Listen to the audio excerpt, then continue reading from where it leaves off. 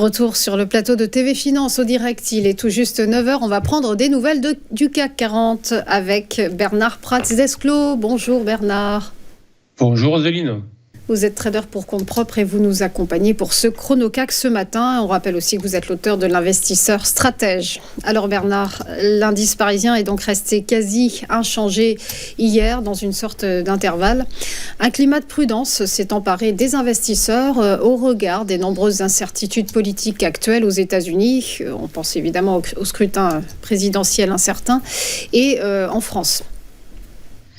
Exactement, et puis on peut, donc même si on prend un peu plus de recul, on se rend compte que depuis maintenant le 1er octobre, en fait on a un indice qui évolue entre une zone support et une zone résistance. Alors le graphique que je vous ai mis est un graphique sur le contrat futur, et on a en fait une zone résistance très claire sur les 7671 et une zone support sur les 7428. Ces deux niveaux d'ailleurs correspondaient même à des zones support et des zones résistance du mois de septembre. Donc on voit bien que hormis l'accélération brutale qu'il y avait eu au-dessus des 7670 qui s'était produite le 25 ou le 26 septembre, depuis en fait non pas le 1er octobre, mais depuis pratiquement début septembre, on a en fait un indice qui est totalement bloqué dans les deux zones que je vous indiquais. Et effectivement, il y a plusieurs raisons. Sur la France proprement dit, on est vraiment dans une phase d'hésitation pour la politique. Sur les autres indices, on voit que par exemple, on a un indice DAX qui est au plus haut.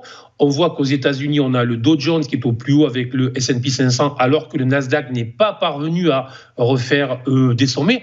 Donc, on voit bien qu'on est aussi dans des hésitations politiques, des hésitations qui sont économiques, mais aussi des rotations sectorielles claires qui font que c'est toujours le cas. Il n'y a rien de nouveau là-dedans. En fait, on retrouve ça systématiquement sur une fin de cycle où l'on a en fait des indices qui vont changer, et on a des indices qui étaient en retard comme le DAX qui vont prendre le lead sur les autres indices. Le CAC qui était un indice en avance, désormais, mais lui pour des raisons qui sont essentiellement politiques, effectivement ne fait plus rien. Et aux États-Unis, le Nasdaq qui lui était vraiment très très en avance puisque c'était lui, on le disait bien, qui tirait l'essentiel de la hausse des marchés américains avec les 7 fameuses valeurs. En fait, c'est l'indice qui est le plus en retrait désormais aux États-Unis. Monte tout, c'est logique. Si vous en avez qui montent, si vous en avez qui descendent,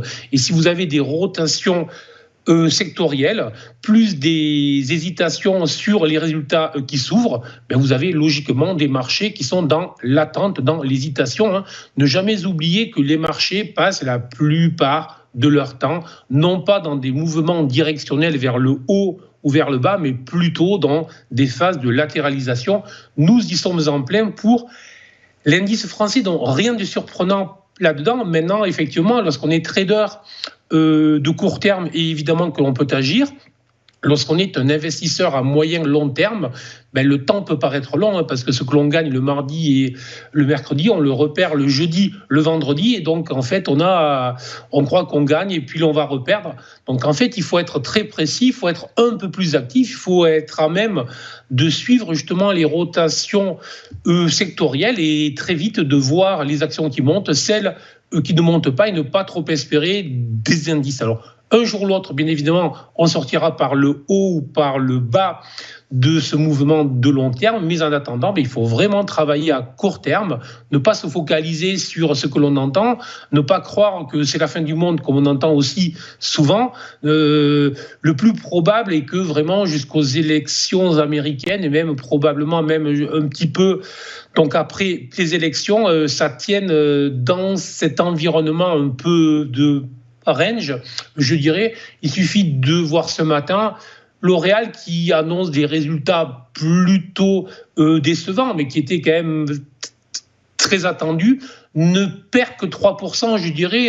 Donc on voit bien que les déception lorsqu'elles ne sont pas accompagnées vraiment de perspectives très négatives, sont vendues, mais au final sont vendues légèrement. Donc je dirais prudence, plutôt travailler à court terme.